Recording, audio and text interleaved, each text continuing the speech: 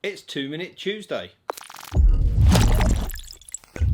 This item is perfect for a 2-minute review because there's not a lot you can say about the Givi GRT 715 tank bag.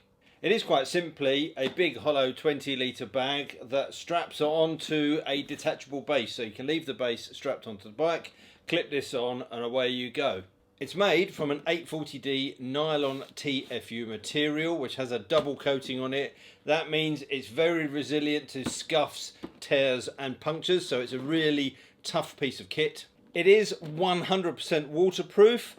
On the top there's a clear section for you to put your map or your written instructions or a phone or an iPad inside that, and you've still got touch sensitivity through that cover. You have really strong waterproof zips here and a nice bright yellow interior. Inside, well, it's just a straightforward empty 20-litre space. There is a hard base that goes in the bottom and around the side, so you do lose a tiny bit of space if you fit those, but it does mean that the bag stays rigid. If you're not worried about that and you're stuffing it with clothing, you can leave this part out and the bag will hold itself up once it's completely full. It's got a little carry handle on the front. You've got one of these zip pockets on either side, which is just enough to put a little bit of stuff in. But in terms of pockets and stowaways, that's it. It's really easy to fit, and it's the ideal solution if you want to easily and quickly move this from bike to bike, or if you've got a tank where you don't want to necessarily fit one of the clamps, or indeed you can't use a magnetic tank bag.